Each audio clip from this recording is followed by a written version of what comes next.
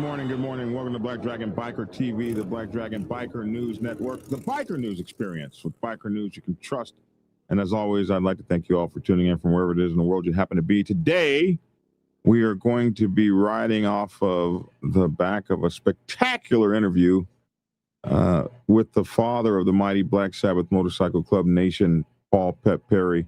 Last night was his debut on someone's channel other than mine, a podcaster by the name of KSOLO.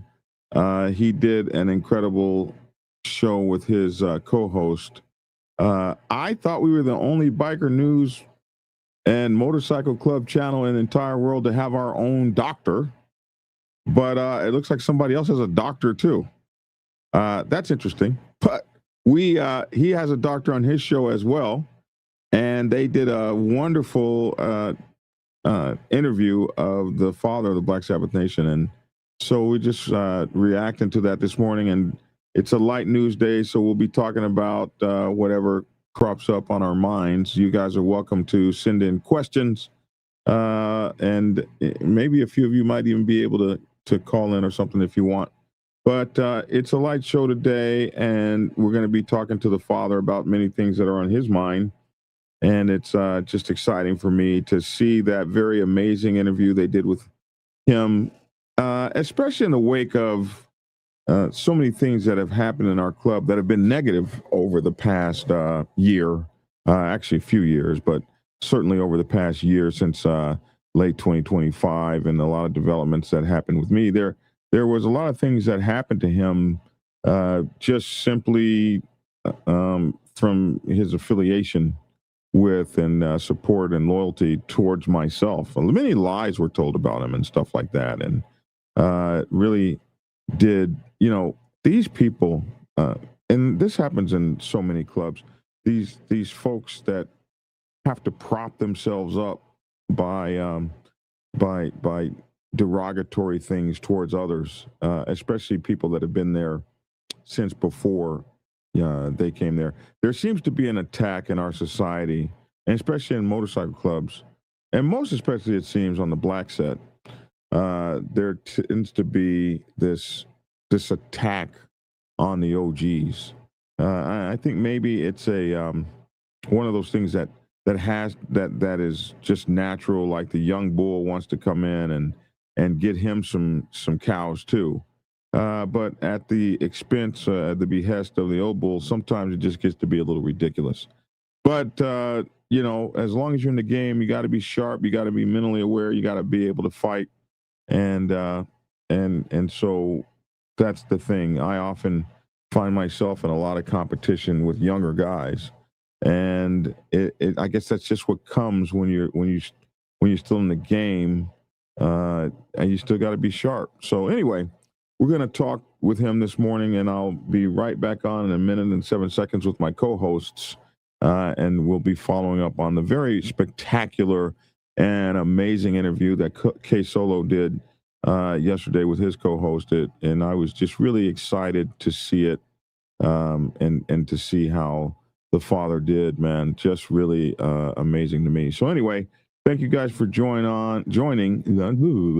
Thank you guys for joining in. And we'll be back in a minute and 7 seconds. The father of the Black Sabbath Motorcycle Club Nation, the mighty Black Sabbath Motorcycle Club Nation, Father Paul Pep Perry. And we're following up on the KSOLO interview, and we'll be back with you in just a second. Thanks for tuning in. Black Dragon Biker News. He's on YouTube. Black Dragon Biker News. Get yourself educated by his books, and you'll learn how to move. Black Dragon Biker News. So click on the screen, hit subscribe to get an update of Biker News with MC Protocol. A lot of phonies popped up when this YouTube Biker News craze came about, but the man on this channel is the first to do it, and the only one that never sold out. His name's Black Dragon. Started in the 80s, he repping Uncle Sam. They traded that uniform for the best from the mighty Black Sabbath. Not the band, I'm talking about the mighty Black Sabbath MC. Where he paid his dues and he earned his stripes. Prospect all the way up to national peace. All the copycat creators and the content stealers and haters, there have been many, but there's only one larger than life. Like Michael with the cowboy hat that knows kung fu and says kick Kenny. Black Dragon Biker News. He's on YouTube.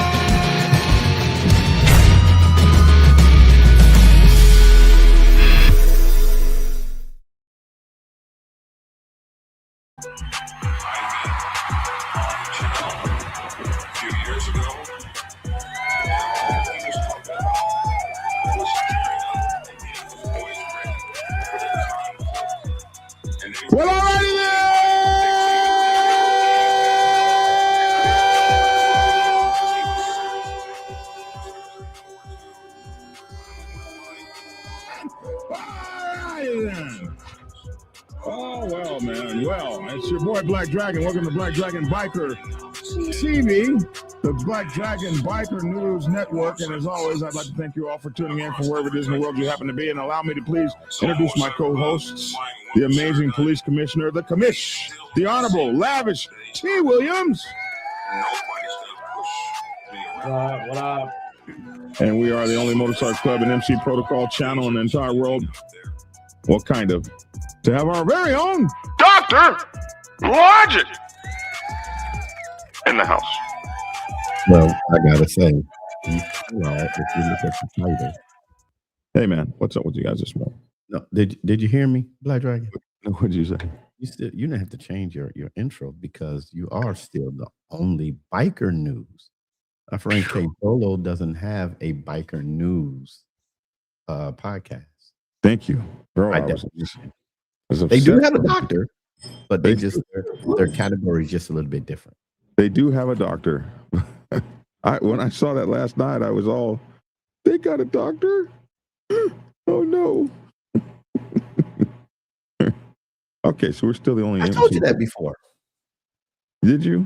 Yes, I did. Right before the RTE. The RTE? Ride to eat. You did a whole show on the RTE. Now you don't act like you know. I did a whole show on the ride to eat. That's what he's talking about. I didn't call it the RTE. You know, Lavish, you need to stop acting like you're all on top of the game. People that ride know what the RTE. Let me stop. Oh my God. Yeah, man. You ran into that on your own, bro. You ran into that. We didn't bring it up. You ran into that one on your own. Lavish, you need to stop acting like you know more about what's going on in Atlanta than I do and all that stuff. You need to stop. I have no. What's up, Slow? What's silent. Up, Black Legionnaire? Just what's up to everybody? Y'all have names. I don't want. No. You can't sit up here. Go sit down. Go. Let me put you on mute because I'm about to yell at my dog. Wow. But you know, I guess I'll need to teach the preacher how to control animals. You know, I am the animal whisperer. You'll never hear me yelling at my dogs. No, we heard you yell at Brutus several times on the air. Oh my goodness. What's up with you, man? How are you this morning? Is it still cold? I mean, y'all still dealing with that? No, it's still cold. You know what, Black Dragon? Let me go into this. It's still cold, but you remember yesterday, and I've always said this before, but I had this experience yesterday. You know how I've told you that I had just recently started talking to females in the bike club? Uh-huh. I've told you for years, I just never said nothing to women in the bike club because it's always a problem.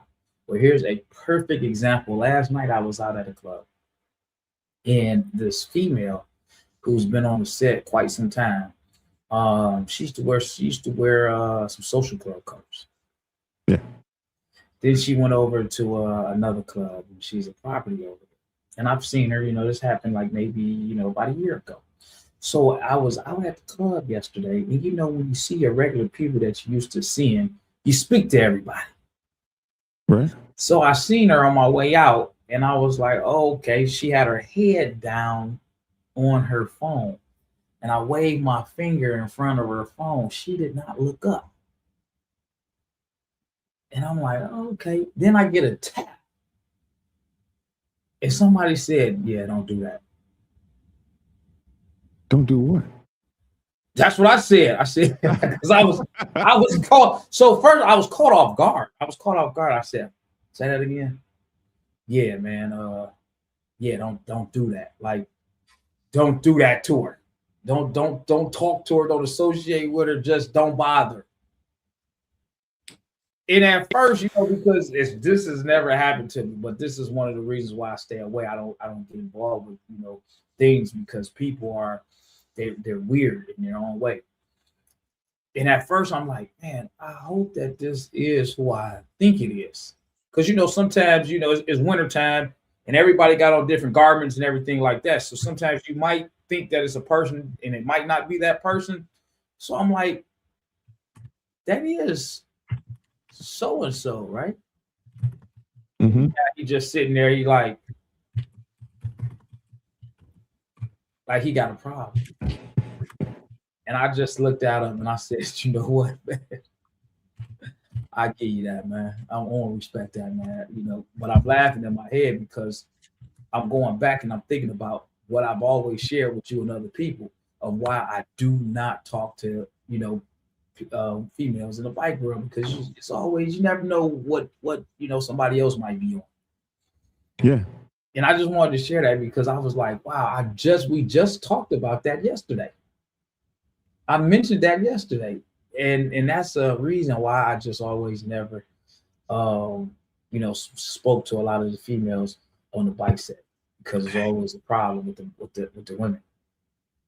And some of them used to think like, oh man, you think he too good to talk to me? He can't even speak. He just walked past me. Listen, man, I move a different type of way, man, because you got these dudes out here that just be sucker soft and everything, and their feelings and their emotions. They feel like they got a treasure or whatever they be thinking, man. I just be like, hey, I don't have nothing to do with that. I've always known that you didn't really talk to women. I've always known that because, of comments you've always made, especially in club, so that you revealed the other day is something I've always known. And, as I said yesterday, women have come a long way. Women have come a long way in this game. And they've worked hard for it. Now, Pep, he's coming on.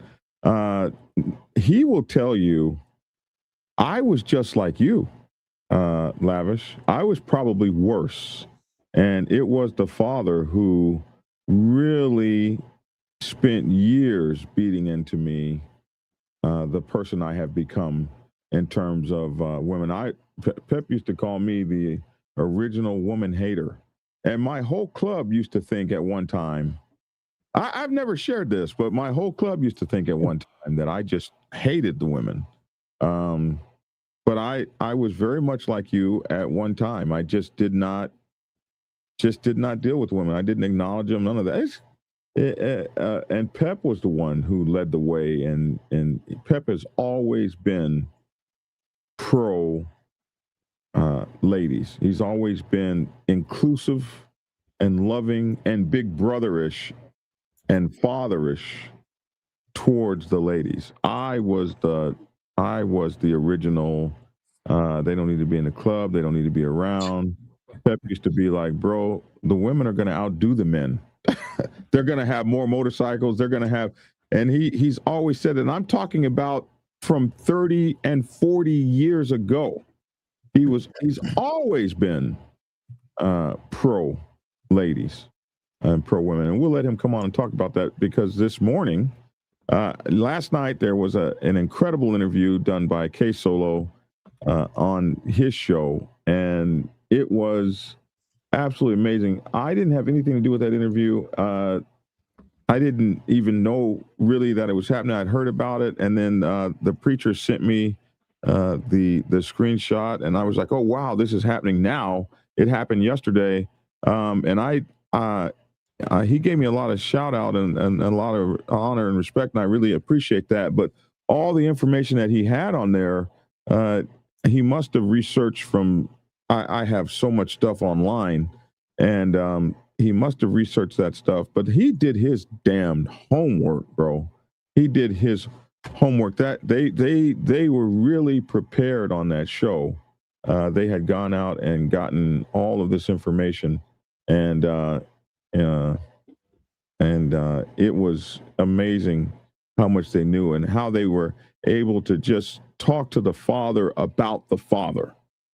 And there was no overarching Black Dragon, like he's on my show and I'm controlling everything, and things that our haters and detractors in our club would do. Oh, you can't trust that. That's Black Dragon. No, he was able to go on a completely independent show and give his views about this, that, and the other.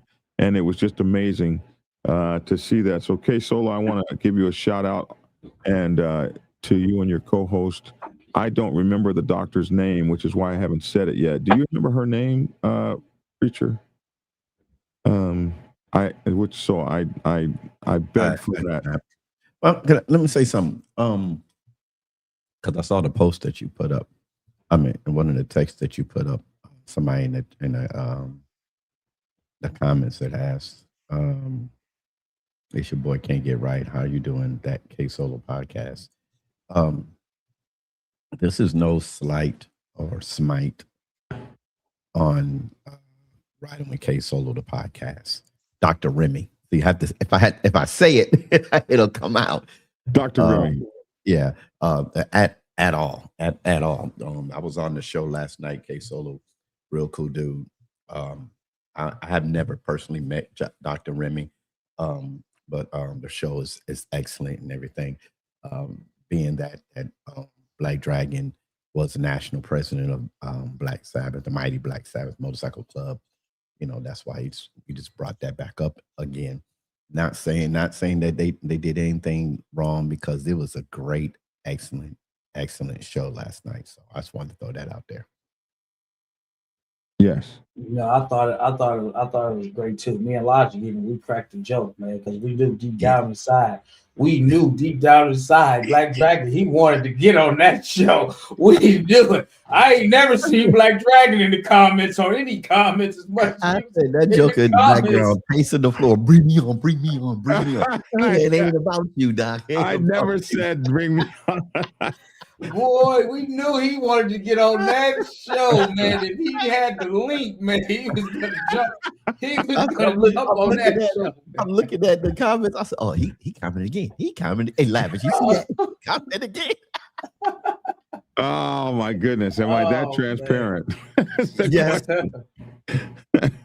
Well, I think that it was a great show. I mean, anytime I look at KSOLO's podcast, man. I mean, I don't know what kind of time he put behind the scenes, man, but he pulls out different pictures. He have his slideshows already together. I mean, he does his thing when it comes down to I can speak to that, Lavish.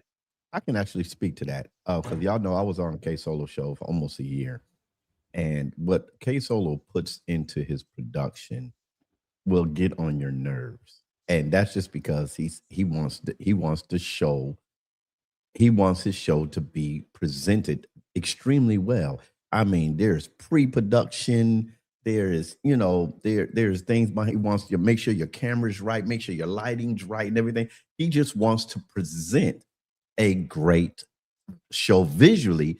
So then he don't have to worry about the mics and the lights and the cameras. Now let's get who we're talking about. Let me get their background, because he really wants to bring out the legacy of all these old school riders. You know what I'm saying? So yeah, that out.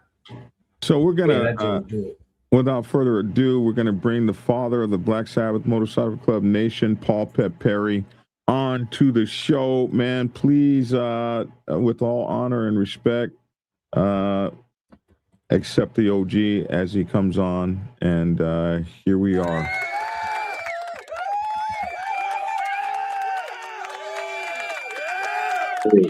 Good morning to my brothers. It's good to see you guys. Of course I join you guys every morning, but it's good to actually talk and to be able to talk to you guys. And first thing I want to congratulate Lavish on his well done job that you do, young man.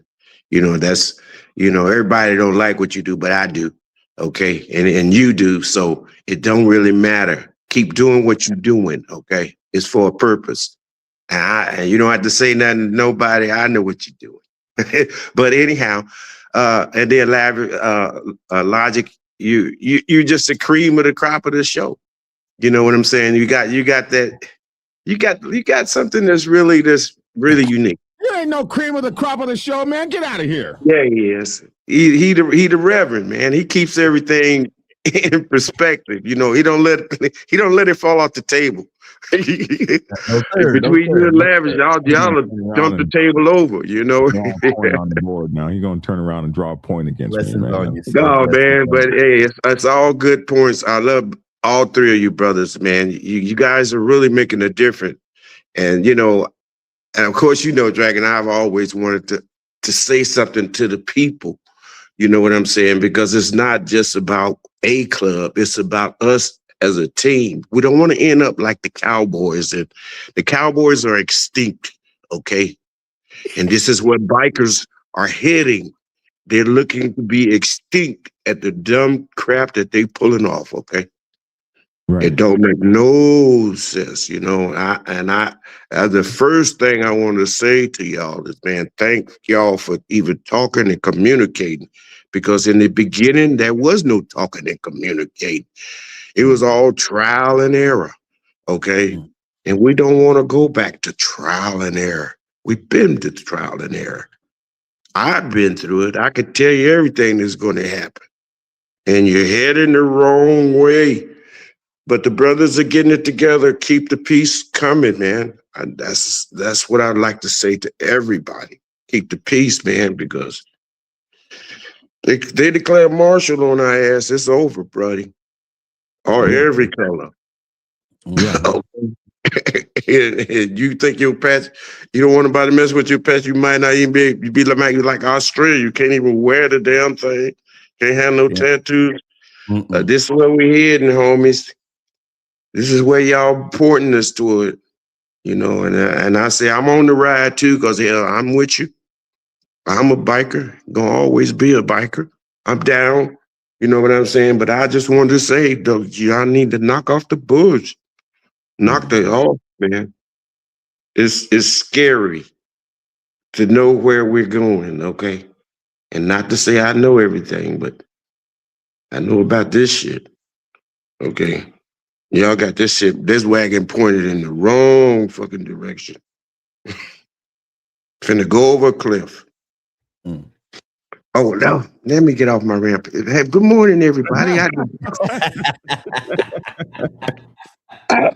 Look, I didn't mean to start out like that, but yes, I did. That's the first thing I want to say to y'all. Wake up. Wake up before there won't be nothing to wake up to. Wow. So you don't see the history, you don't see the future of motorcycle clubs as good at this point. It's good to us, but it's not to other people. Are taking advantage of what we capitalize and we really love. You know, us old schoolers, man. There was nothing. I was riding when biking wasn't even cool. You know, nobody liked the biker in the 70s. Nobody, not even your own parents. Okay. But talk to us a little bit about that, because some of the things that you were talking about last night, you've talked to me about my whole adult life. A lot of people, but you know, when you talk about it, you talk like as though you were talking to me, and I wanted to give more context to some of the things that you were saying. Like, there is a this idea that you talk about when people have said many times before that, you know, the name Black Sabbath Motorcycle Club, many people have said we stole it from the band, and how are we taking their name? A lot of people that follow. No way. Let me stop you right there. No. 1972, look, if you was called Black anything, you probably was going to get your ass whooped, okay? Won't you? And if you wasn't born then you don't even know what I'm talking about. It wasn't cool to be called Black until James Brown came out with the song I'm Black and I'm Proud, okay? Right. And that was way down the list, okay? So we were 7 black guys that rode on Sunday. And so we decided we was going to name ourselves Black Sabbath because we rode on Sundays, and every Sunday we rode. That was our off days, you know. That's where the name came from. If we'd have known that there was a club called Black Sabbath or whatever, it wouldn't have been nowhere in it. But no way we would have picked the name. If you had known that there was a band named Black Sabbath, you would not have. If we'd have known, no way. No, we was all out black then. Okay, it wasn't even cool to be called Black. So if you had known that there was a white band of European rock and rollers called Black Sabbath, you would have picked a completely different name. It would have been picked totally different. So I'm absolutely positive of that. Okay. I don't know what kind of music we was dancing to back then in the 70s, but it wasn't nothing from Britain, okay, or England or wherever they came from. right. So people must have thought that was crazy for y'all. You know, we were still calling ourselves colored and Negro back then. People must have thought it was crazy for y'all to call yourselves the Black Sabbath. Oh man, yes, they really did. You know, we was called Black SOBs too. You know, they just, I mean, we had to get past all of that. I remember when I brought Black Sabbath to Atlanta, and we're talking in the 2000s. Okay, so in 2009, we were having meetings with a club that was here to flip over to Black Sabbath. And one of the things that they said was, you guys are a cult. We did not successfully flip that club. One of the things, we were having problems with the name Black Sabbath in the 2000s, where when we came to Atlanta, Atlanta can be a conservative Southern place, and people was like not even understanding that word Black Sabbath. They were like, what in the hell kind of motorcycle club are y'all from California? This is crazy. Black Sabbath, who would call themselves that? I thought, we did.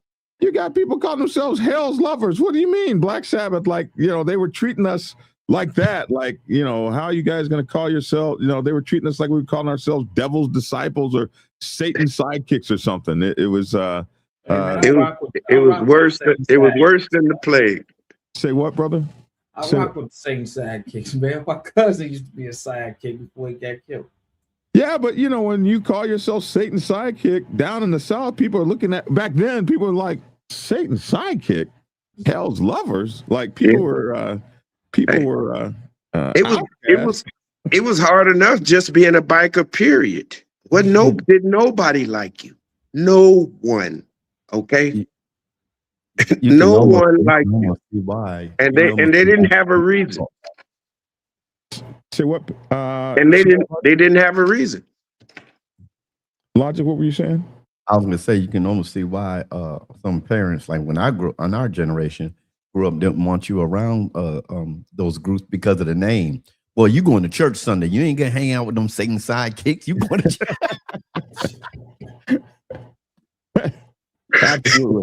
Absolutely, positively. When I first met Tia, she that was one of the things. She was like, where do y'all get those names? And then she was like, and then people's personal names, like Death Hammer and stuff like that. She Black Dragon, what on earth is that? Why can't you just be called what your mama called you? Baby, I don't know. That's just what people call themselves. Well, they're horrible names. It was interesting when you guys rode around the city in San Diego back in those days. Pep, what was that like? Especially riding around the neighborhood. How did the neighborhood treat you? Oh man, the neighborhood was glad to see us, really, because the crime went down. They had somewhere to hang out. And as far as this going places, whenever we rode as a pack. So it was like, what the word's called, drill. And we rode as one, so it was all new to these people, it was 10 to 15 of us on bikes, you know what I'm saying? And we had from the beginning, we had the sissy bar with the backpack and sleeping bag on the back, and to come all the way up to cafe racing, to now back to baggers. The baggers was out there in the early 70s. I didn't have one. Of course, I've always been Crotch rocket specialist. I Right. love speed. So, what kind of bike were you riding back then? Oh, well, we started on like a 305 Scrambler. Then from the Scrambler, I went to like a 550 Triumph chop. Then from the 550 Triumph, I went to like the 750 Honda, you know, which dropped to the ground, you know, with the hooker pipe on it, you know. And Lord, you know, they had stopped riding cafe and everybody had got past the cafe stage and they went to like the cafe. They went from the chop stage to the cafe stage. And then now this is the cafe stage came in. And that's when the 750 Hondas and 900 Kawasaki's and those series came in. The KZ series and the LTD series, and you know, it was nice, you know. But whenever we rode, you know, like we always got recognition because you know we rode in formation, you know, and that was all the rest of the clubs was kind of riding scatterbug, you know, but we always rode in formation. You know, that was a must for us. I got a question. This is gonna be funny. 550 Triumph here. This was the 550 Triumph. Let me see. No. That's, if anything, that's like a 305 Scrambler. A Triumph is it was a chop Triumph, so no way you could pull the magazine, a cover of it. You know what I'm saying? Yeah. It had the chop frame and you know the long bar, sissy bar up the back, and 6-band pullbacks. That was the thing when we started, you know. So this is probably more like it right here. You know, hey, Black Dragon, what I was thinking about when they was riding bikes and those that rode across country in the 70s and everything on those bikes, because those bikes were not as comfortable as the bikes that we ride now. Yeah, and like that. I'm like, there you go. There you go. Like, how can you not ride across the country on a big sport bike now when they was riding back cross country on those bikes? Like, look at that little tire, man. Ain't no in the world that was comfortable, man. Oh no. Hey, look. We had those in the pack, man, and believe me, it was hell keeping them in the lane. You know what I'm saying? I had one of them. You know, that Springer had that son bitch jumping all over the lane, man. But hey, we was riders, man. We rode. Yeah, that's how we rode. What's that? A 2-gallon or 3-gallon tank? Maybe a pint and a half. A pint and a half. I was just kidding. But back then, you know, we always had a follow crew. You know, we had a crew of people that, you know, had the vans and the trailers and shit, because, you know, we knew that shit was gonna break down. You know, everybody had vans and trailers.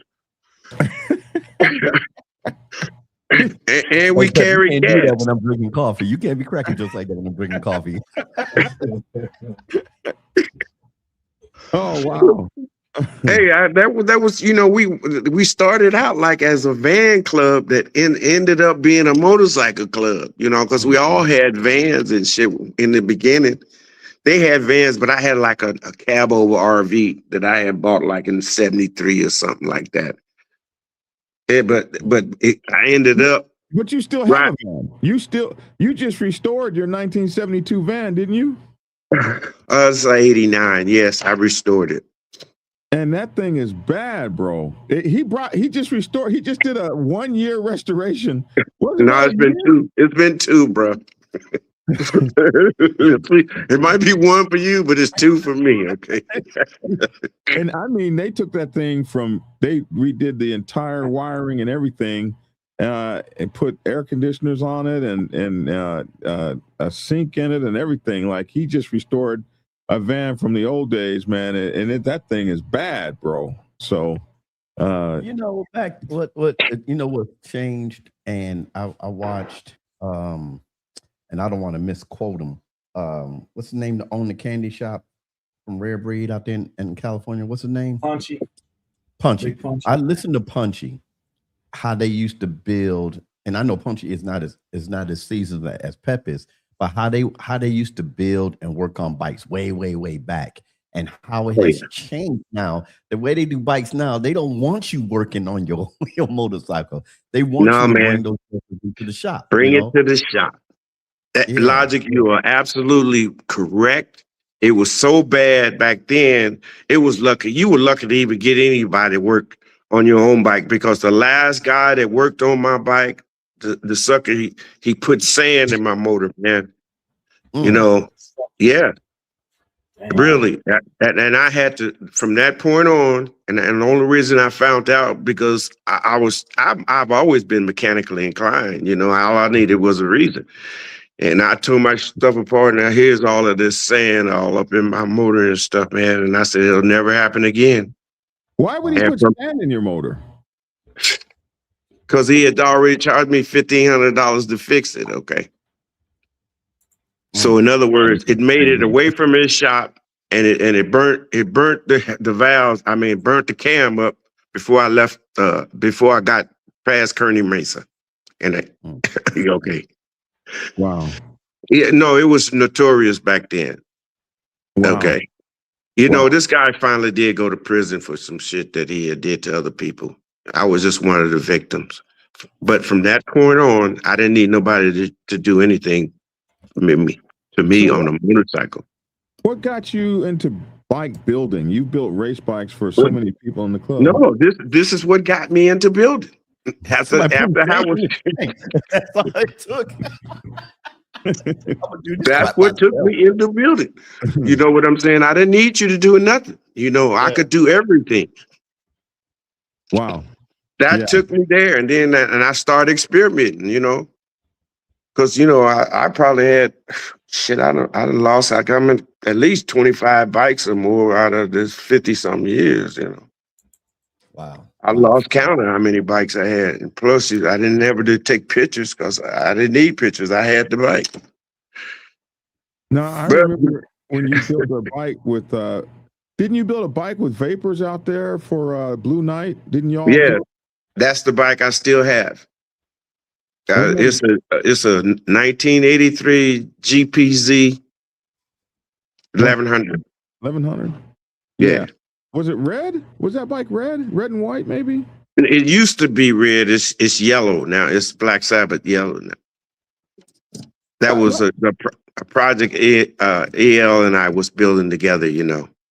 Yeah. You know, I had the frame and he had the motor. Yeah, he unfortunately passed away on Christmas, man. Market Street on Christmas, yeah. Yeah. That was a good brother, man. Yeah, we've lost a lot of good brothers. And now Vapors has gone on to become a great racer out there in San Diego. Oh yeah, he holding his own. Definitely. I don't think you can get past him. Out the hold. But yeah. Go ahead. Questions? That's just amazing how I remember when I came to the club, everybody had about 2 or 3 bikes. Everybody had a race bike they were building, and then they would have something that they would ride on the street, and then something in the garage that was a project that, you know, the whole club, everybody had 2 or 3 damn bikes. Oh yeah. It was, you know, was quite, because, you know, we had racers that want to race, and then you can't race the bike that you want to ride all the time, you know, for the runs and stuff, you know, because we call them runs, we need for you to get on your shit and ride, you know.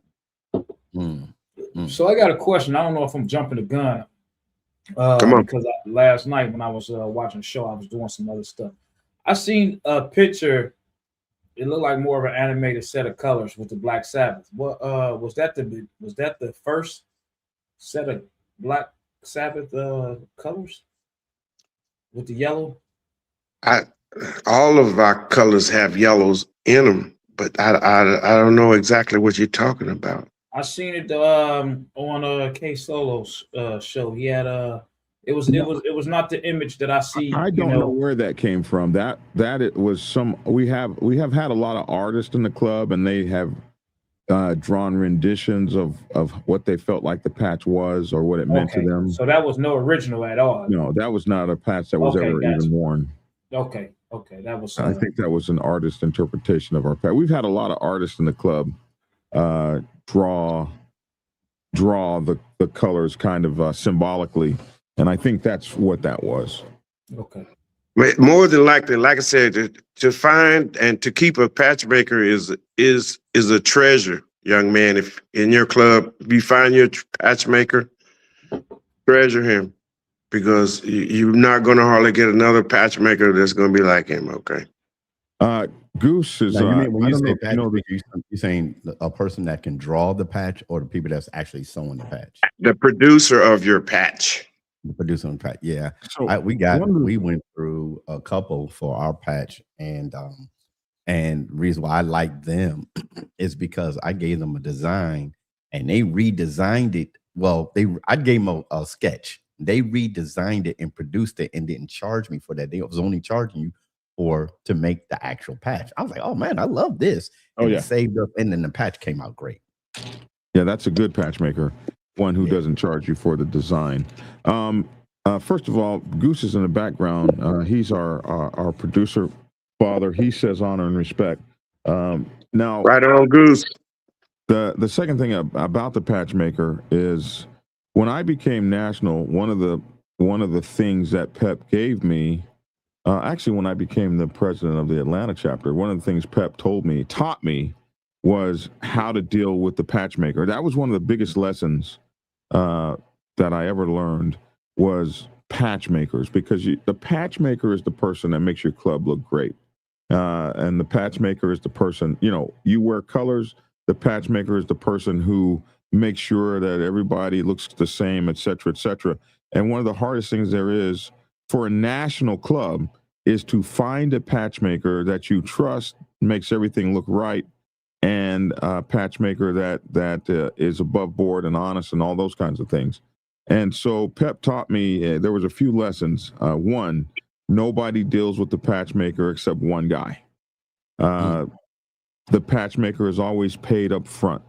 And I said, why is that? He said, well, when times get bad, if you got a whole bunch of people calling your patch maker and they're ordering this and ordering that, the first time times get bad, one of the things people do is they don't pay for stuff they don't need. So you got your patch maker, something happened, I got laid off, I can't make a payment, and now the patch maker's pissed off at the entire club for something one guy did. So now he's not making patches for nobody until that one guy or 5 guys or 10 guys pays him back. So Pep says, keep that shit down. Have just one guy deal with the patch maker. The patch maker gets his money up front. You keep the patch maker happy, and you will always have great patches. So we've always had good relationships with our patch makers. And one thing that Pep said is, if you have a great relationship with the patch maker is going to do you well. When we got a national president of the club that didn't know what the hell he was doing and decided to do some stupid stuff, we had our patch maker say, I'm absolutely not even going to make those patches because they are not in accordance with MC protocol. And that kind of stuff is stuff you need. And that was really cool. Those lessons I learned from him, that came from you, sir. You taught me that. Man, you know about these patches, and I didn't even know that with these patches it comes more than just going to get a set of patches. Once I became, after I got into the vice president position and moved up, where you can go and actually get in contact and deal with things that got to do with those rockers, I didn't even know that most clubs, it's certain measurements of how those rockers are presented in position on your vest. I didn't know that.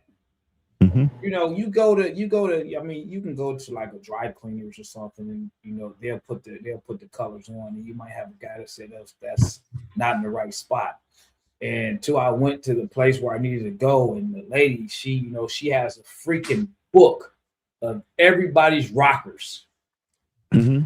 And it's a measurement. And she was like, no, that's not how that's supposed to go. It's supposed to be measured from here and there. And I was blown out the water because I said, listen, as long as I'd have been around, I never even knew that.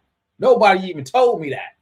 Now, I'm not sure how many people actually enforce that per se, but there's a book that, the place that, we use, they have every club that she deals with, they have a certain measurement of how far the top rocker is supposed to be from the top of the vest, how far the center piece is supposed to be. And I'm like, wow. You got you a real patchmaker, bro. You got you Hey, you got a professional.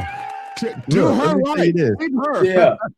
Let me tell you this, Lavish. Like, not only do we got a good patchmaker, place that sews our patches on. I'm gonna show you. I went and got this.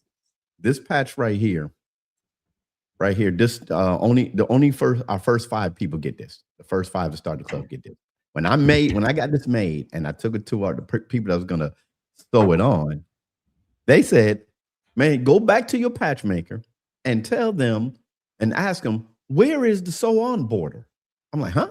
He said, if we try to sew that on, we will tear that up. So I told them, and they emailed me, I'm sorry, Mr. Turner, blah, blah, blah, blah. You don't have to pay and anything. And then they sent me these. Oh, wow. So they said, you're right, because this doesn't have a sew on border. And if they tried to sew this on, it would tear the patch up. So not only you've got a good place to sew on your patch that knows what they're doing, have a good patch maker that can say, yeah, we messed up, and just send you another batch. No, I mean, you'd be surprised. I mean, there's so many different teachers out here just in general that can teach you about, whatever. I mean, if you want to know about nuts and bolts, you got a teacher for that. And when I go to the patch place, the leather place, she breaks it down. They break it down because she's dealing with all kinds of clubs, white, black, Indian, 1%ers on both sides. And, I done heard her tell somebody, I wouldn't put that there. If you're going to put this patch on, it needs to be on this side. And if you sit there long enough, she will break everything down from different clubs. You'd be like, wow. I didn't know there was that much to it. But how a club looks is important. How they look is important to them. Look. And there's rules to that. We talk about patches. I like our patches. We got our patches redesigned. I got this from other clubs, but then I went to our patch maker and they said we can do that. We can understand, like our achievement patches. We have our own. Instead of getting the mile marker 0 patch, we went out and created, and all of our patches that white. And they were saying, well, if you want to stand out, we can make the all the areas of white glow. So at night you'll see us. So that's one of the first almost things like what Goldie got. That's one of the first things I did with our patch is I was riding behind one of our club brothers, and he had long braids, long dreadlocks that went all the way down to his butt. And our patch back then was only like a little bit, like a 10 by 13. It was just like a little bitty patch. And with those long braids on, and he didn't have proper tail lights on the back, I almost ran over him one night. I'm following behind him. So I decided to make the patch as big as your entire back. And it was eventually called the turtle shell. I made it as big as your entire back. And I made the back, the white, we had a lot of white in our patch, and I made that reflect. And we were able to use the glass beads that you find in safety vests. It took about 3 years to actually get that design together. And it's one of the biggest lies that's ever told on me. Black Dragon took our patch and remade it. I didn't do anything without the permission of the Father. The Father was there on every step of every decision that was ever made. A lot of people don't know that. With every decision ever made in the club. Because how often do we talk, Father?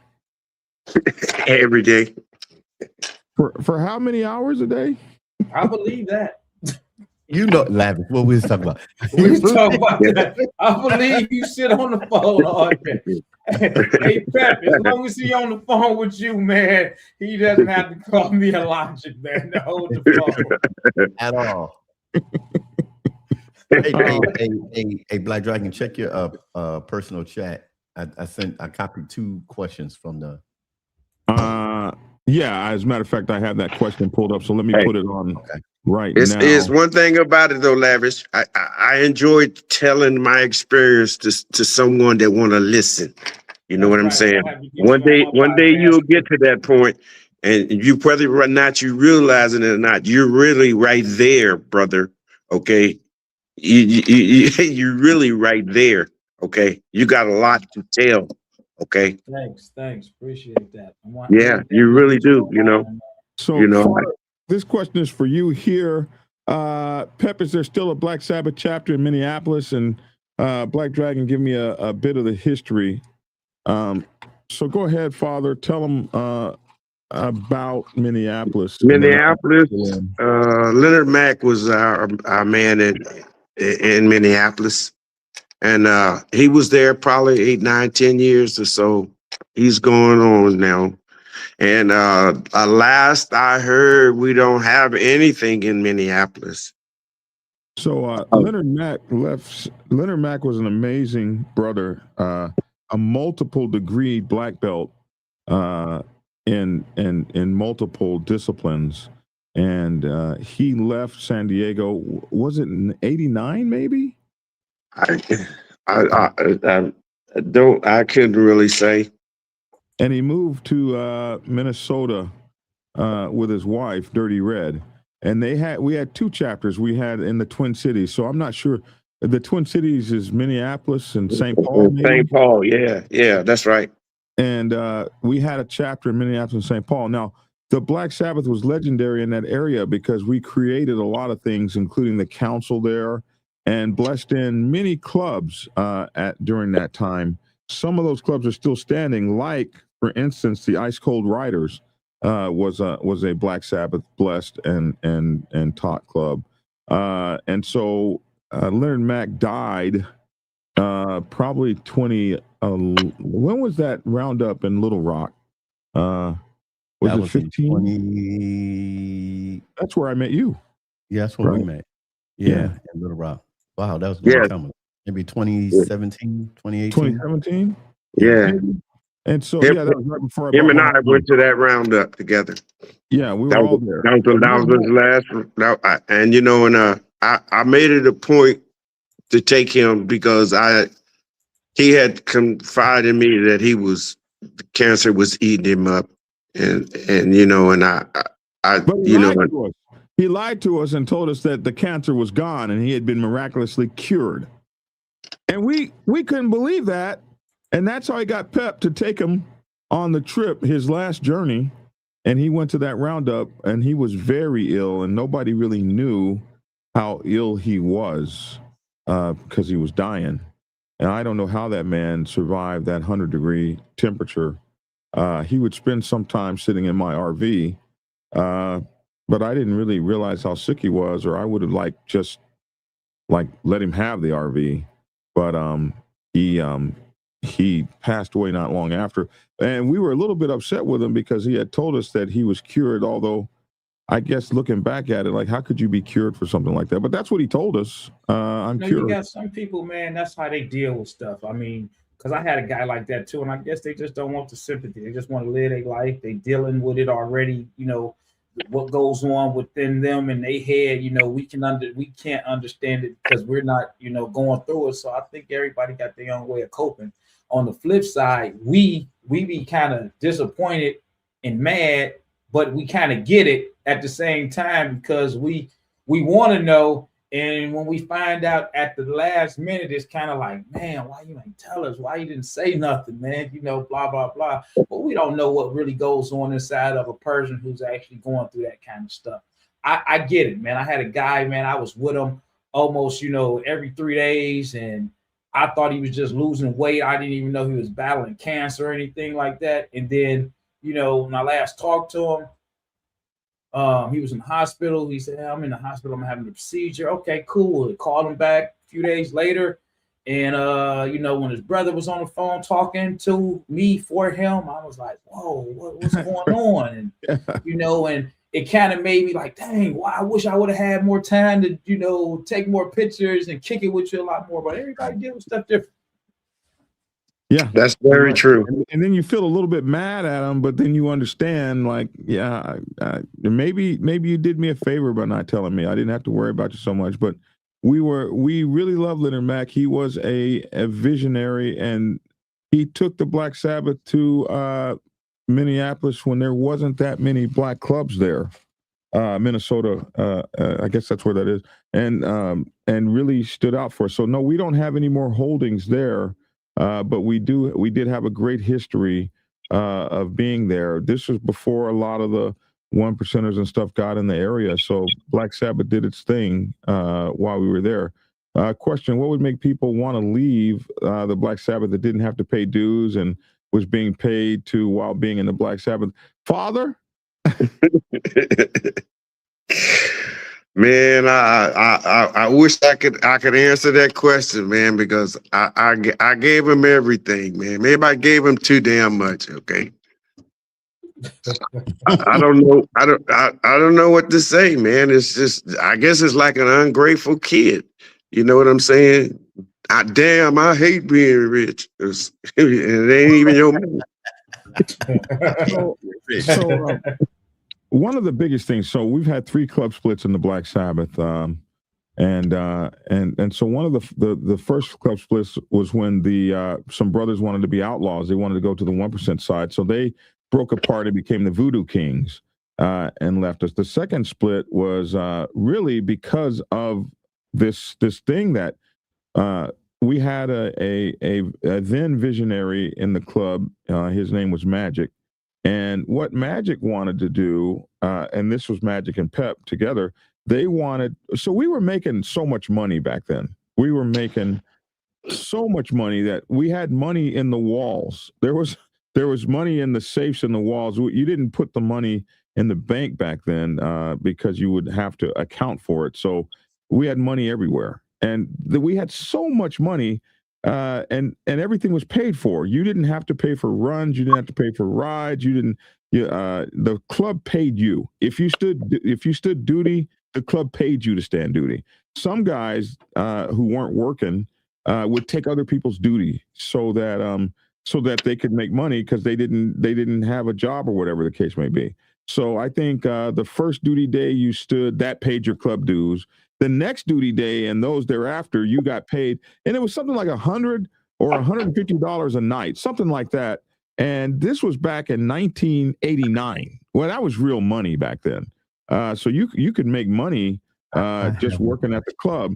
And the big fight came because they decided to take all this excess money that they had, and they were going to buy every club brother a business. Whatever business you wanted, the club was going to buy you a business. And they came down and decided that at that time they were going to go into the payphone business, and they were going to give every brother a set of payphones, and you would go get them and you put them in the airport or wherever you wanted to put them.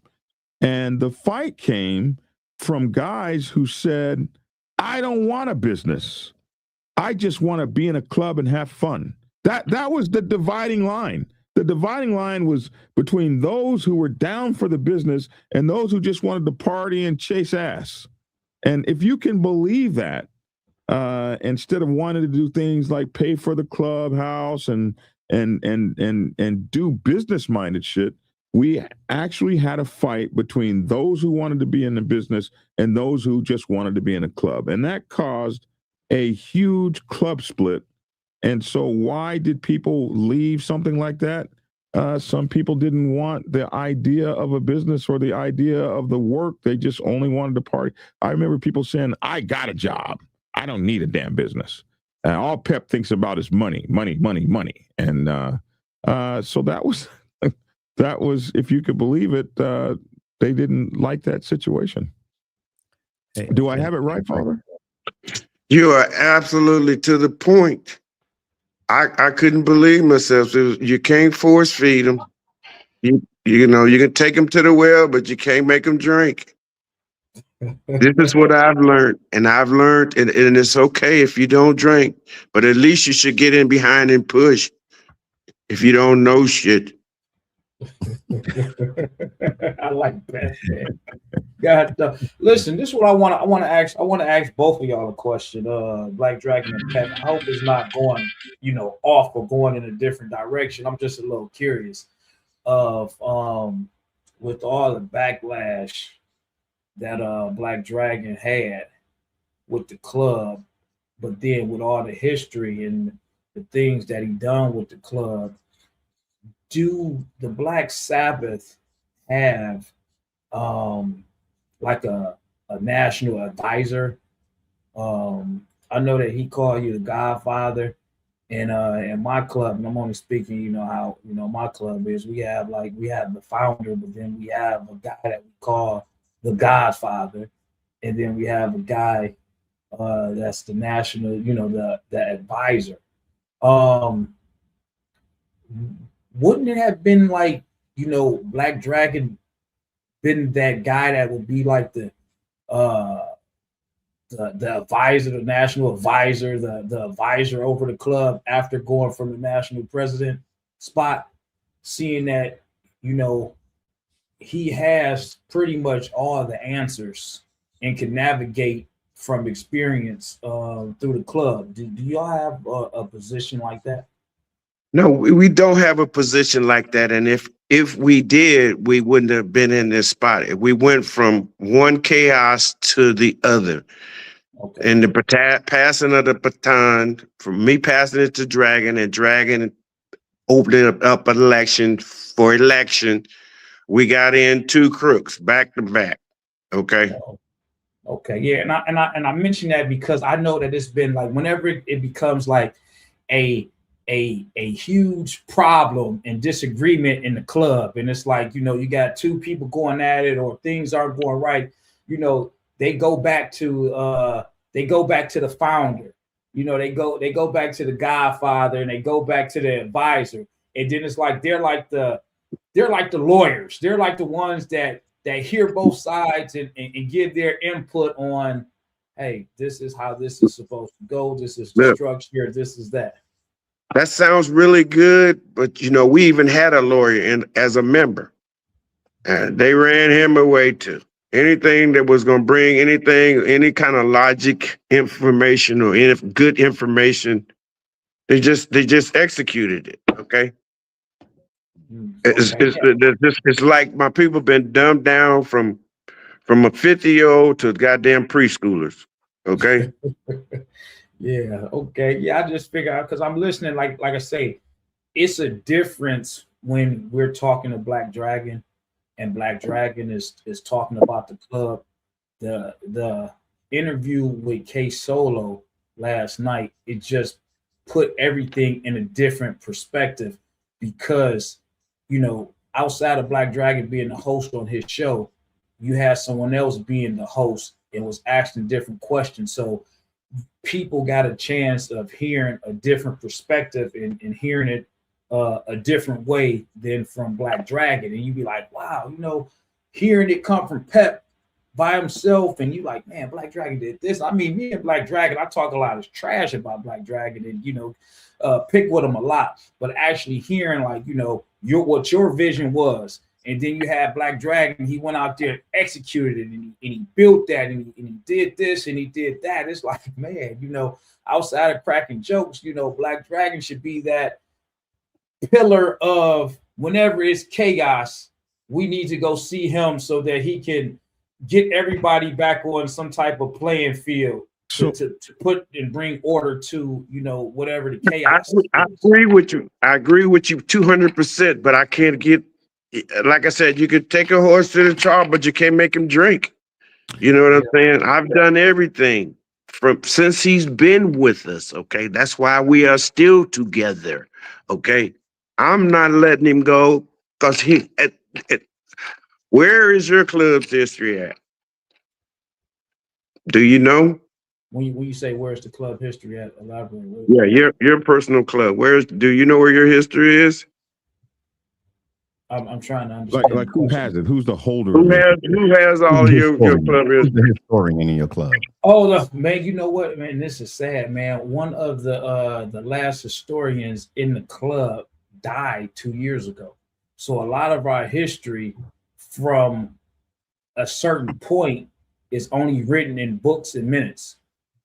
We still have videos of interviews that from the time I joined and before that, you know, people are putting together and having to get memories and information and history from people who were around the club. But a lot of the older guys going from the start, they're almost gone.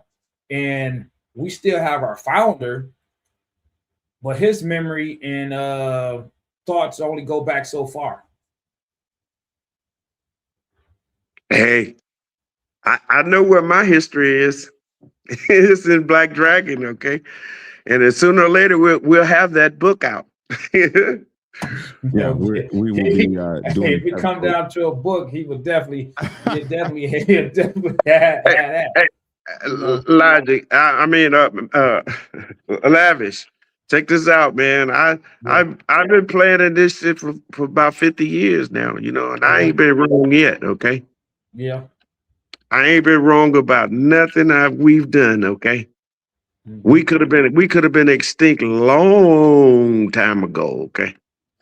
I had expended us to the last at least a couple hundred years, okay?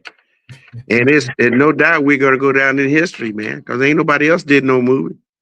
All right, let's move to some of the questions that we have here. So to answer this one thing for you, Lavish, that would be what happens in a club. But when you have when you're talking about this, the position of some kind of an advisor, but when you have people that are looking to make the club their own agenda, they will move to get rid of any logic, anybody that goes against them, anybody that has something with common sense to say. What happened was our club got moved into an area of yes men and this leadership trying to pull in people that would only say yes and not listen to any dissenting voices, and so they just made an entire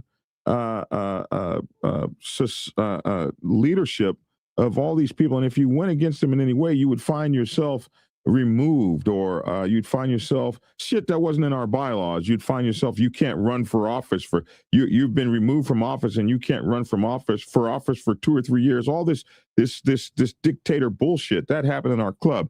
And what Pep was talking about when Black Dragon opened the club, our club originally was a dictatorship. When Pep was the national president, he was the dictator. He was, everything he said went. There was no dissenting vote. He was there for life. It was a lifetime appointment. No one could outvote him. No one could move him aside, and that kept the club strong. Whatever Pep said, go. He was the ruler and the king, and he passed that down to me. And I thought, you know, that's not right. And Pep was just shaking his head, and he was shaking his head. He was like, you know, I put what I believe was a strong leader in place. And I was like, but that's not fair. You got to open it up. Everybody's got to vote. So I opened up the Black Sabbath for voting, and I opened it up to politicians and slick mouths and people that come in and were great talkers, but had no resumes, but were incredible talkers. And we found ourselves going down that rabbit hole. You saw it occur when you saw all that shit take place in October of last year, where the national president has his people sitting on Hollywood's show talking about our club business and putting the club brother out bad and all this kind of shit. So when the father talks about going from a 50-year-old club to third graders, that's what he was talking about. It was somebody's great idea to put us out and make us look like complete horse shit. So so there was no national position. Many people asked for it. They asked for, let us have a national advisor, and I was like, let that person be Pep. But the national president was completely against anything that would come up and give him any kind of a competition, because he didn't know what the hell he was talking about. He was afraid he'd be exposed. As a result, the club has definitely taken some huge hits.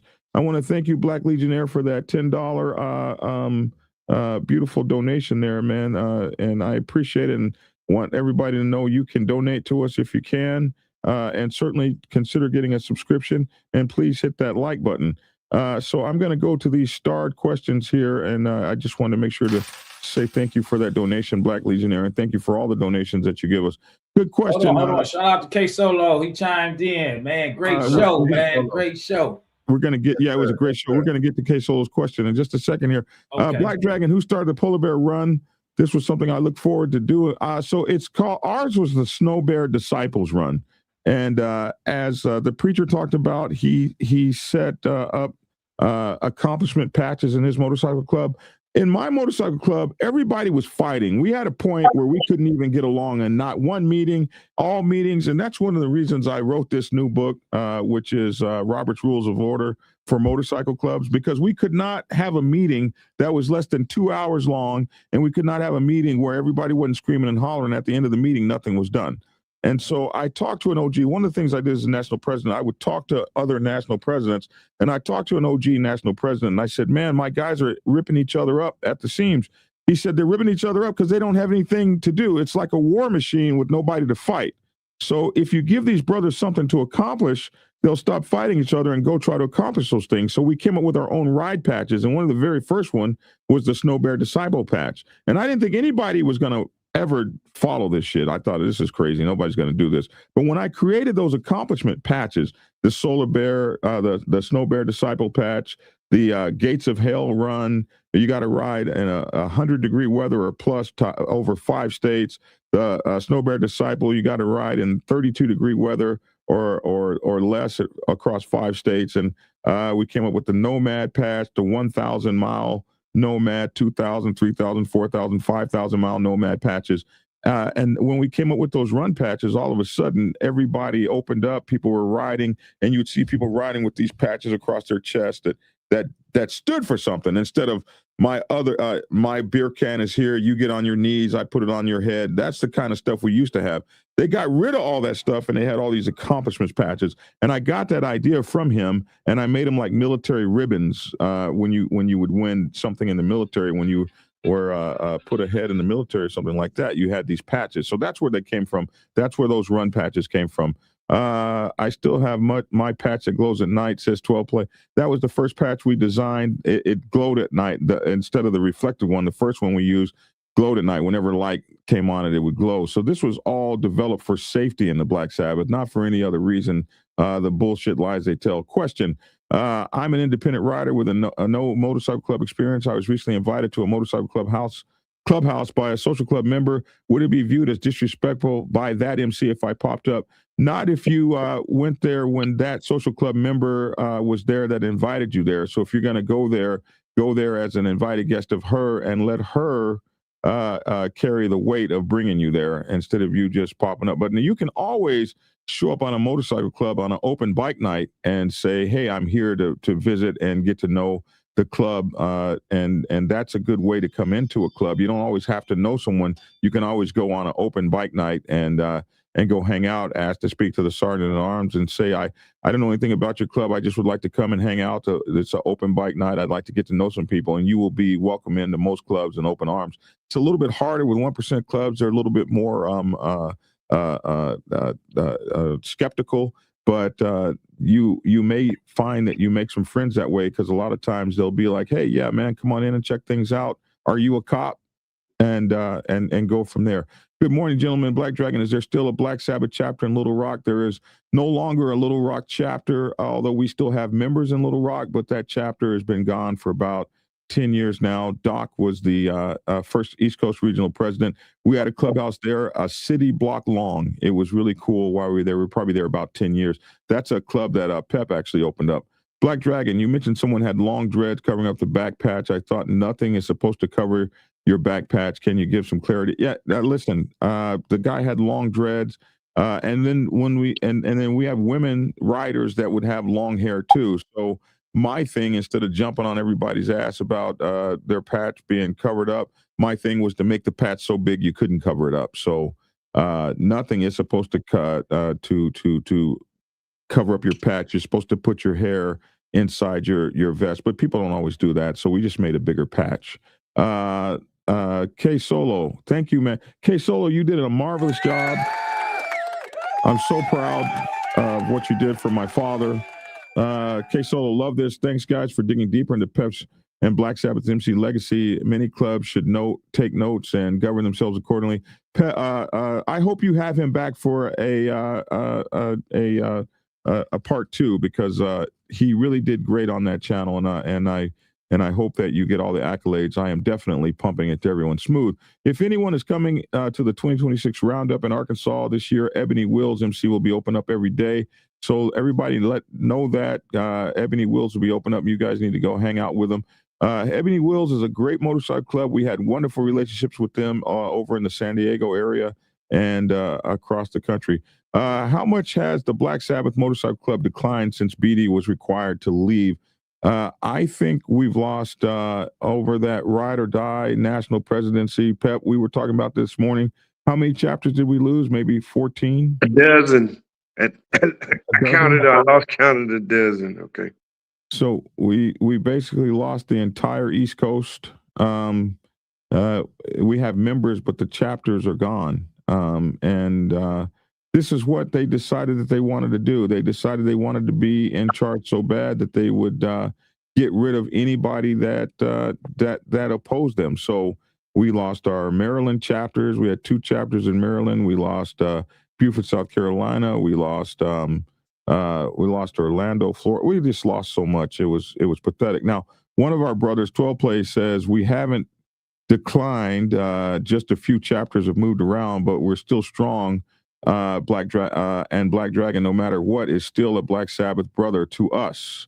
And there are still many brothers. So we have had some decline. We've lost some chapters, but we were strong when we only had like 5 chapters. So we'll always be strong. The Black Sabbath will always be strong. Just right now, it's being run by an idiot and a charlatan. And we will see what happens with that.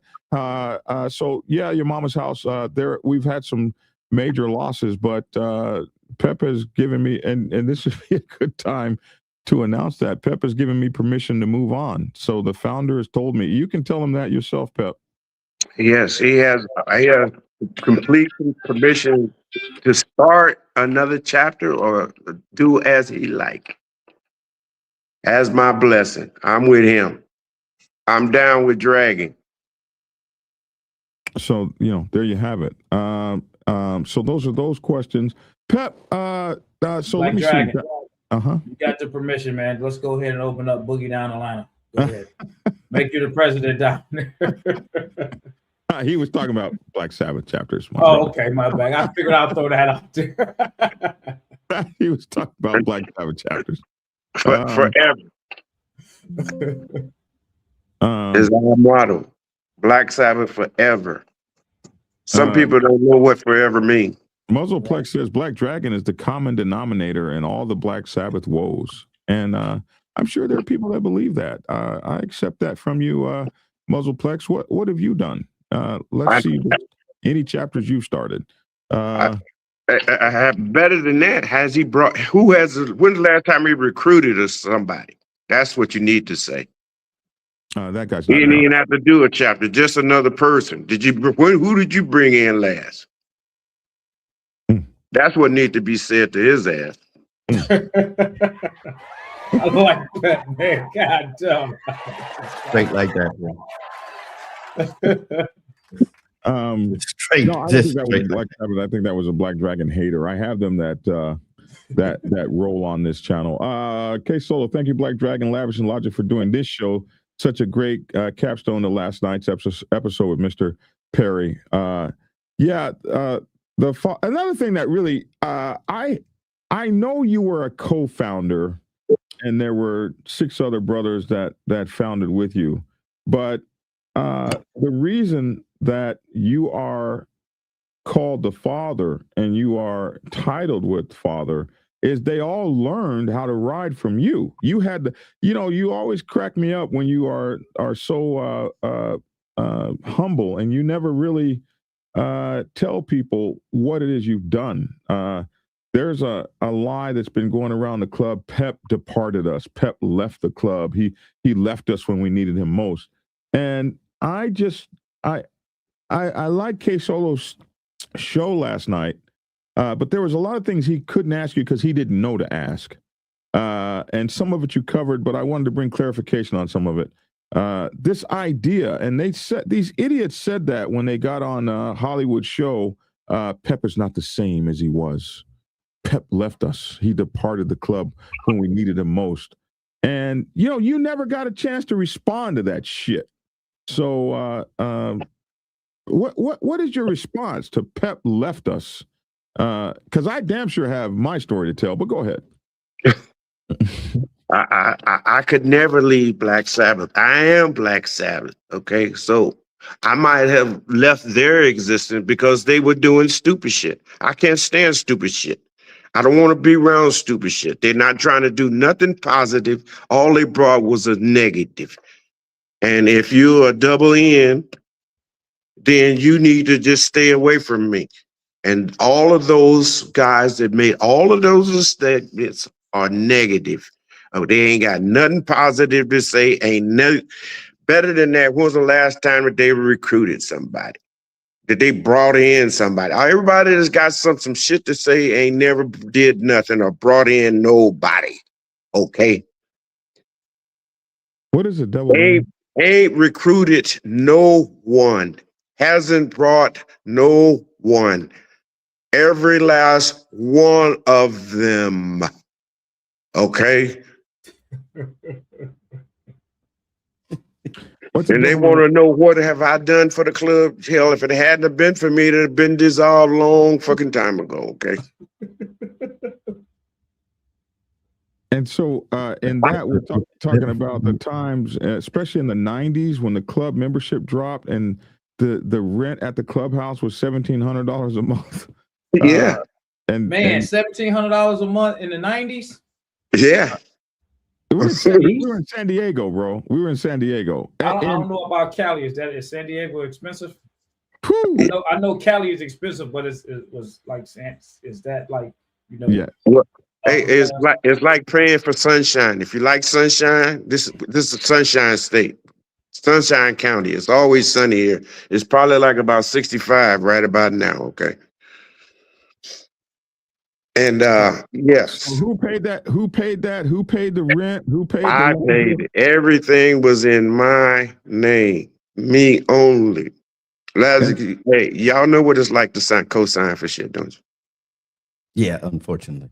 I don't know. Yeah, unfortunately, I have kids. Hey, many trucks as you got in your yard. Yes, you do know what you know about signing. Don't you even try that. You can talk that dumb crap to somebody that don't know math, okay? Co-signing doesn't always have to be money, okay? Yeah. Let's call it co-make.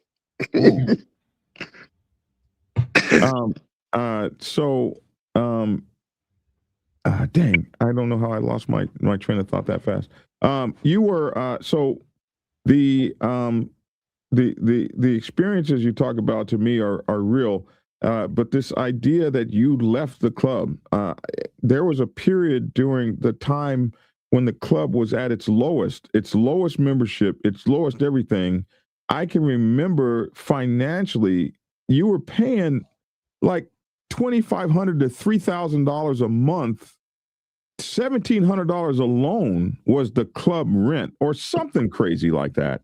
And you were paying it was between you and sometimes you and Magic. And there was only like one or two people paying for that whole spot to be down there. This is stuff people didn't know. So when you talk that shit, you come into the club, and I've seen people do this. Oh man, I'm the only one that's doing this. I'm the only one. If it wasn't for me, the club would fall. I'm the only one that's doing this. I'm the only one that's doing that. But if you got a 35-year-old club, there was somebody else that was the only one doing that 15 years before you were the only one doing that. So there's a long line of people that donate, that give that give their all to the club, especially if you come into a major organization like Boogie Down that's been around 20 years. There are 50. people that whose names you will never know 50. that did shit that you'll never know about. So get off of the high horse that I'm the only one doing something. You're the only one doing something today. There was somebody else that was the only one doing something yesterday. So give your participation and shut the fuck up. That's exactly right, man. And I give my all every chance I get, you know. And then you're gonna call out an old timer because well, maybe he's not doing as much today as you are, but you know, like I said, it reminded me of when Big Shell said, "I'm the baddest rider in America." Bro, you've been riding 3 years. You made 20 cross-country trips in 3 years, but you're not riding as good as Reef. So you can't call yourself the baddest motorcycle club rider. And I'm doing a great job right now. I'm doing excellent. I'm riding as good as I can. I'm doing a great job in the club right now. I'm doing excellent. I'm here for everybody that needs me. But people, I got to get off of this only seeing what they do. Hey, Logic, it was going just great. It was going just. It was going just great. Let me tell you how good this was going. I'm sitting over here trying to cancel an order because I was looking at something and I ordered it. I said, God dang, I didn't mean to spend $300. I said, this is a good show. Pep got me listening to him. I'm ordering crap. I gotta cancel this stuff. You misordered. I'm like, oh, I ordered that? Oh no. Oh man. I just have to speak from my experiences. That's all. But one thing I have to say, I want to capitalize on one thing you said, Black Dragon. I'm not gonna talk about people, but one thing you said, and this is for everybody out there. Just because you don't know who else is doing what you're doing doesn't mean that you're the only one doing it and you're the best at it. Right.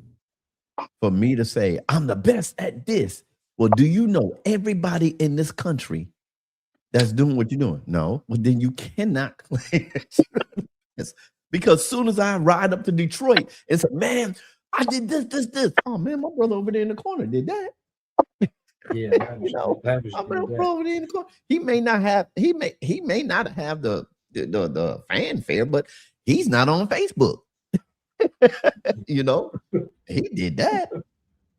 They was doing that back in the 70s. What you talking about? Right. Did you read that question from Hero? Yes, I'm getting ready to. As soon as you got talking, I was getting ready to bring that up.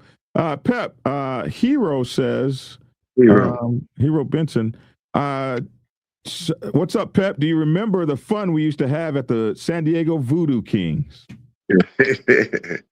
Yeah, on Ocean View. Hero. Wow. Yeah, every now and then I would go over to the Voodoo Kings, you know, but we had our own club. He must have been Hero. He must have been a Voodoo King or something. You know, because we would pay tribute to each other's clubhouse, you know, but yeah, everywhere was fun then. We back and forth. I never knew. I don't think I was in San Diego when the Voodoo Kings had a clubhouse. I never knew the Voodoo Kings to have a clubhouse when I was there. They was over on Ocean View. They might not have had it then, because I don't know what to say.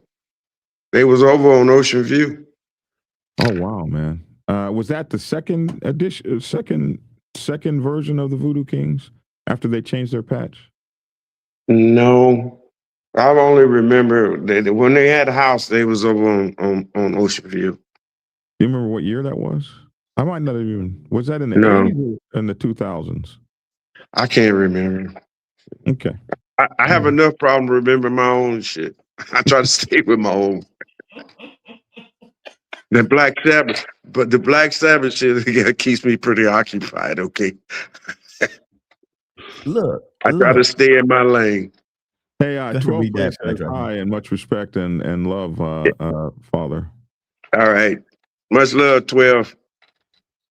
Hey, so I got a question. Hey, Lavish, because we got to hear about this down the line. So, Black Dragon, you don't got the blessing and I asked this question maybe a month ago because me and Lavish was on your back about something. And I asked you, so are you going to reopen the Black Sabbath? Oh, I don't know. Now that me and Lavish done heard it straight from Pep's mouth. I don't talk like that. You made a point as to say it and have Pep say it, so you won't say it. So what is your next move? But before you do that, Pep, can I ask you a question, sir? If Black Dragon takes on that responsibility, does he have to ride his bike?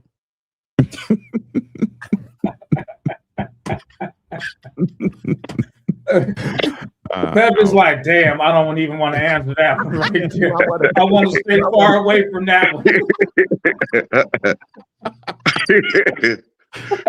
he had to at least go to the service station. Okay. He can push his bike across the street. Hey, did you hear me laughing? She did at least have to go to the service station. You gotta at least go to the gas station, man. You gotta at least get fuel. Black Dragon, you have to get one. You have to get one of these shirts right here. You got to ride to get one of these shirts. Right oh man, that's hilarious. See, real riders do what real riders. Oh man. do. So I just wanted to ask that question. So Black, maybe that's why you dragging your feet, because you can't start a club and have everybody in your club riding and you. You are absolutely wrong about that. Do you know that I started the Atlanta Black Sabbath? Whoever's riding is deciding, man. Do you know that I started the entire Black Sabbath Atlanta, the entire Black Sabbath East Coast without even owning a motorcycle? He's proud of that. Wow. So back to Motogato. Let me tell you something. And y'all, this is the guy that wrote Protocol, the book of Protocol. I'm not saying anything because I'm not about to get cussed out today. I'm not about to get jumped on today. Well, you know what, Logic and Lavish? If he was lying, I'd have called him on it. But I've seen him do it. Okay, well, I believe it's been done. It's been done. No, look, everything that we're telling you is shit that we've lived. Okay, I don't have to lie about anything. Okay, and I'm gonna tell you the truth about every damn thing that's got to do with biking shit. Because the same way I told him, you ain't got to worry about it. You could talk and you ride. His worst for when he told me he didn't know what to do, and I said, man, just jump on your motorcycle and commence to ride. He started riding, and next thing you know, he's got followed. He's only one that's coming back and forth from Atlanta to California every year. Next thing you know, man, he's got a posse. He got 20 guys following him out here. They got all these different runs. My people, you don't have to wait for me to ride to enjoy your ride, okay? Because I have to feel it when I ride my bike. Like I don't just go out and just ride my bike every day, I have to have the feeling for my bike. I don't mess with it unless I feel like, because it's like a badass horse, okay? It will get you. Okay. And sometimes I might be feeling a little sluggish, and I know that's not the time to be messing with it, okay? I've learned this through the years. If you're not feeling it, don't feel it. Leave it alone. Ain't going nowhere. Ain't nothing for sale at my house, okay? When I was given the mission to make Black Sabbath a national motorcycle club, I had really kind of fallen out of being a biker in a club.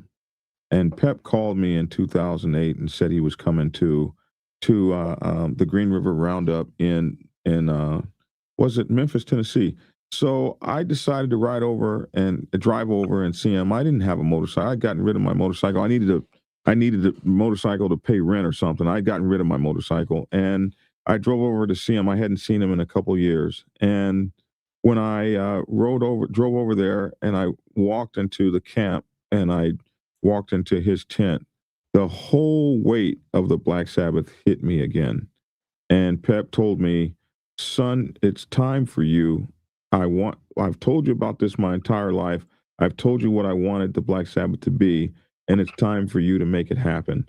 I want you to go to Atlanta, reestablish the Black Sabbath. I'd gotten permission to start the Black Sabbath by Skull of the Outcast Nation in 1999, 2000.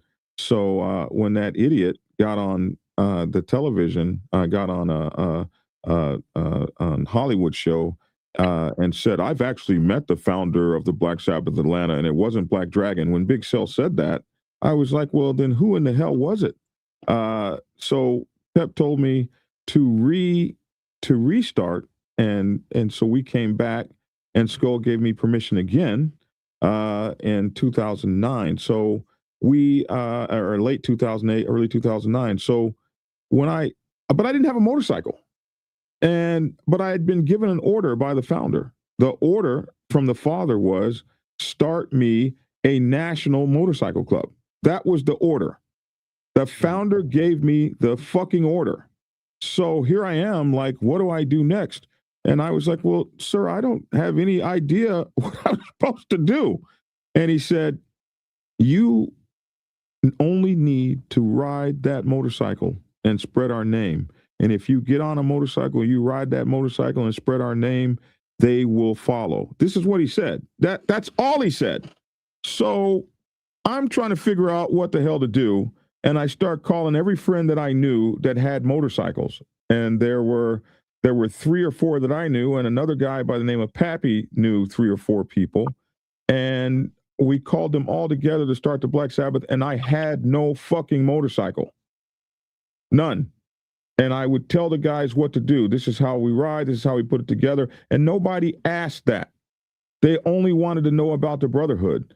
I eventually got a motorcycle. It took me a few months to get my money together to get a motorcycle. But we started with ambition and desire and a will to have a brotherhood. So a lot of times these people be talking this shit about, oh, you don't ride, you don't do this, you don't do that. I helped to expand an entire motorcycle club nation from an idea. Ideas have power. Ideas have thought and emotion, and ideas are where your power comes from, not bullshit and rah-rah. Oh, what does a guy do that falls off of his motorcycle and can't ride anymore? Does he not have the power to still run a club and tell people what to do and make things happen? It's in who you are and what you can accomplish, not in rah-rah bullshit. I don't believe in rah-rah. Rah-rah gets on my nerves. So yeah, I started helped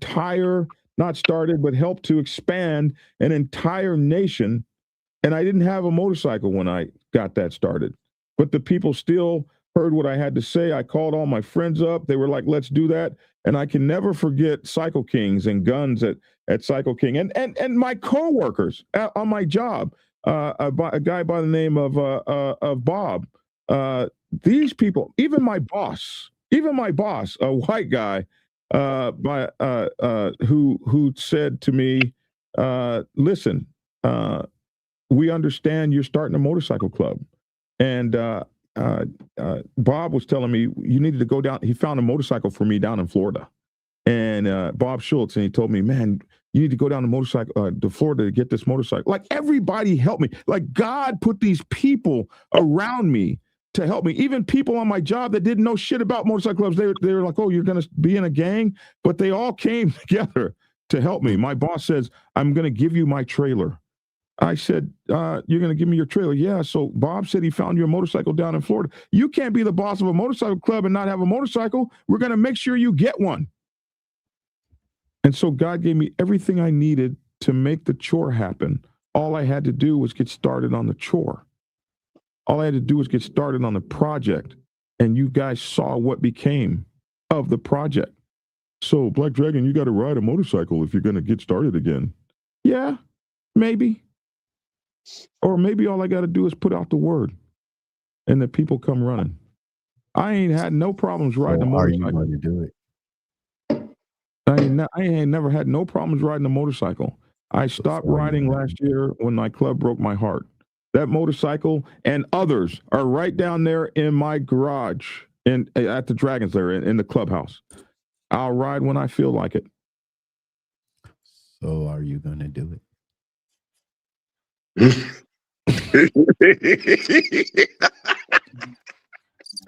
I sat here and didn't say a whole, didn't say nothing, let you go on your rant. Don't But do that. are you going to do it? Is that crickets? I don't know if you stopped writing last year. I stopped. Okay, we have established a whole full thing. If you can ride and start it, are you going to do it? Whether you ride or not, are you going to do it? Well, I'm old now, to be honest with you. I'm old now. Hey, we see you out there, Kev HB. Honor and respect to you. Kev HB is on the national board of the Black Sabbath. I can't remember if he's not national VP. I'm not sure what his title is anymore. I apologize for that, but I see you on here, and I see my brothers on here, and I absolutely love. I will always love this club. Black Sabbath motorcycle members out there that would love to see Black Dragon restart up, because y'all heard that Pep gave him the green light. Let Black Dragon know that y'all would roll for him. And then Black Dragon, we can see you in a vest and a patch again. Somebody said the last time Black Dragon rode was probably recorded by a camcorder. Y'all are so ugly to me today, man. Ugly. I'm just saying, anybody out there that's part of that was part of Black Sabbath or would like to ride up under his banner, y'all just let Black Dragon know. Well, it would never be up under my banner. The Black Sabbath, the mighty Black Sabbath Motorcycle Club Nation. Is that a raise your hand situation? That's a raise your hand situation. There you go. That's a raise your hand. There you got one. You got one right there. There you go. Black Dragon. That's the banner that we would ride Black under. Dragon, put the pen to the paper, get it all started up, get your motor running, and like Piper would say. No, that's not Piper. What is it? No, never mind. I was gonna say something. I was gonna quote somebody that Black Dragon don't like. Who? Never mind. Never mind. Like Piper. Move. It wasn't Piper's quote. That's why I stopped talking. That's probably the guy. But y'all get with Black Dragon. Say, Black Dragon, let's do it.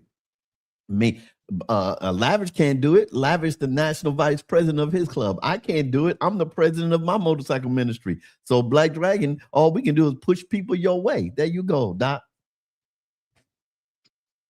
There you go. Okay, we've been on an hour and 43. Damn, an hour and 43 minutes. Oh man. Spend the day with Dragon. Right. Oh, T is in the comments. How can you continue to assume the position of being a national president when you can't even wear your colors in your own state? T, why can't you? He just got the green light. No, she's talking about somebody else. She's talking about that other dude, man, who got told something else, but it's not my business because I ain't part of the club. But it do raise a valid question. How can you? The board should be really concerned about that. You said that from the beginning. Correct. I mean, if you are national, you're supposed to be representing your club. And if you can't wear it in that city, then you shouldn't be there. Or somebody else in another area, another state, should be, representing that club to the fullest. And that's still my opinion. If you're the national, you should be making, some type of amends down in the city that you're in so that you are accepted down there as your club. And if you can't do that, then your club doesn't exist in that area. So you shouldn't even be a national in that area. So definitely every effort to make those amends is being exerted, but it's falling on deaf ears. And, well, why and don't that's you make because amends? the fuck up was major. Making amends.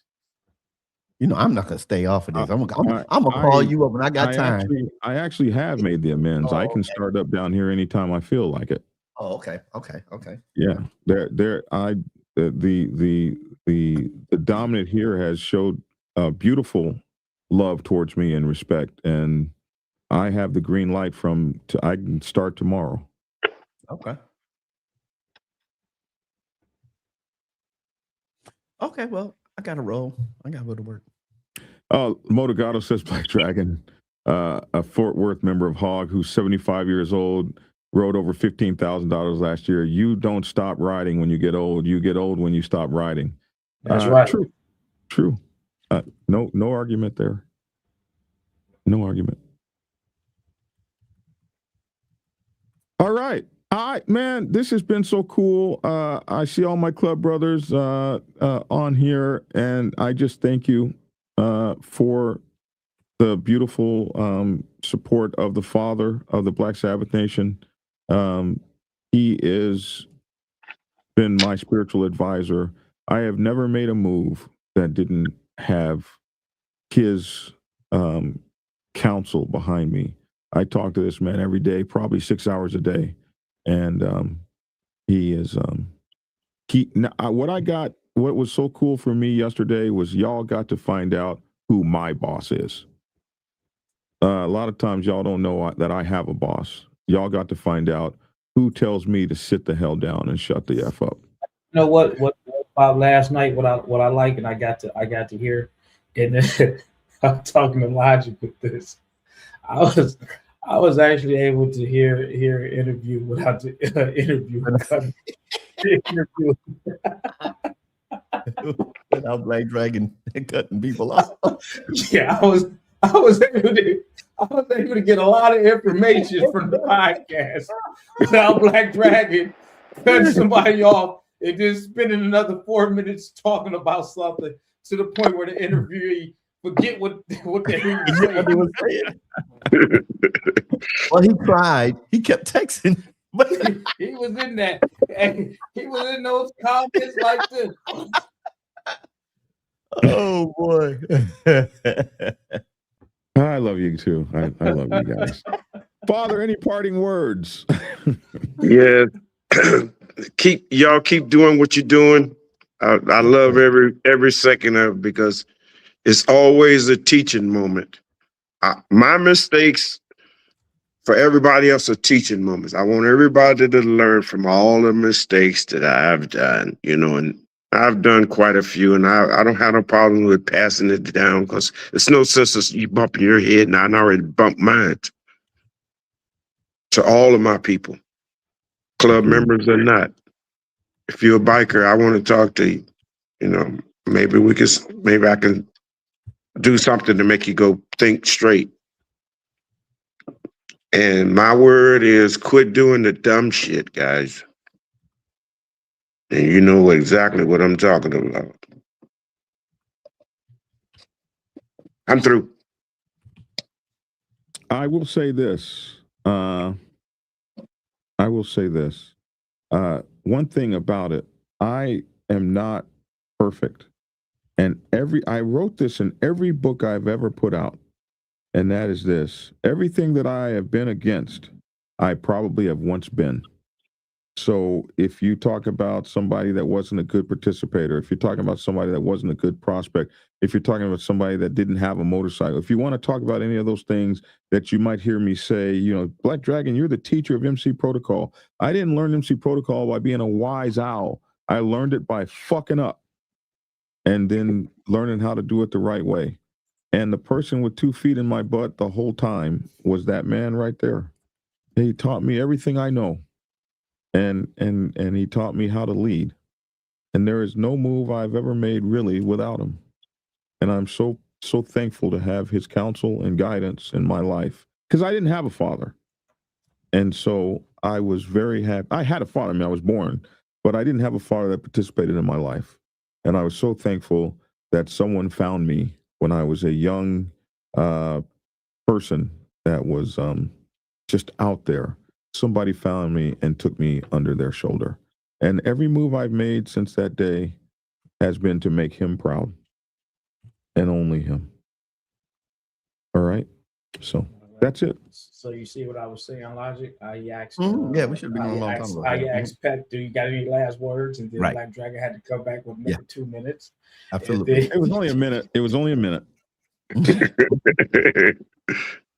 All right. Okay. You're out of here, man. Let's get you out of here, bro. Because you know. Hey man, it was a great show and everything, man. Y'all be safe out there, man. And Black Dragon, I want to apologize for you growing up without me, man. I should have been there. I should have did a lot more, throughout your youth, man. But, I didn't know, man. I didn't know, man. So if I could do it all better again, man, I would have, did a lot better, with your upbringing, man. So I apologize, but I'm out of here, man. Y'all be safe, man. I got to pick on Black Dragon, man. That's what we do. They don't know that behind the scenes. You happen to be a really great father. I saw your progeny, and that boy is something else, man. Oh, he is something else. Oh yeah. He stood 10 toes down for his papa, man. Yeah. So I was proud of him for you. We're gonna go ahead and in there. You see that Logic? Bro, I was gonna say what we trying to get up through here, man. Go ahead, Logic. Bye. All right, Logic. It's on you, man. Hold on. Here we get you some outro music. And I remember this one kid. Yo, what's up, everyone? This your boy Logic over here at Keep It Logical. We had a great long morning today.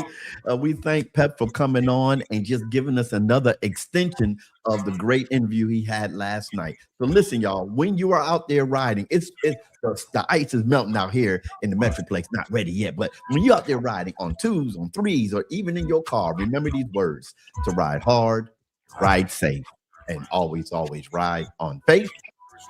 And keep it logical. Peace. Hey, it's your boy Black Dragon. Thank you all for tuning in. We appreciate you. And Father, man, happy 78th birthday. Thank you. Love you, man. Many thank you. Take care. All right. Hey, man, same bad channel, same bad time tomorrow. We won't be 2 hours. Thank you all for being on. Please like, share, and subscribe. And get my newest book, Robert's Rules for Motorcycle Clubs. Robert's Rules for Motorcycle Club, available on Amazon Kindle and at blackdragonsgear.com. And The Art of War for Motorcycle Clubs, both put out this month, both for you. Y'all take care. Thanks for tuning in, and get skinny. Peace.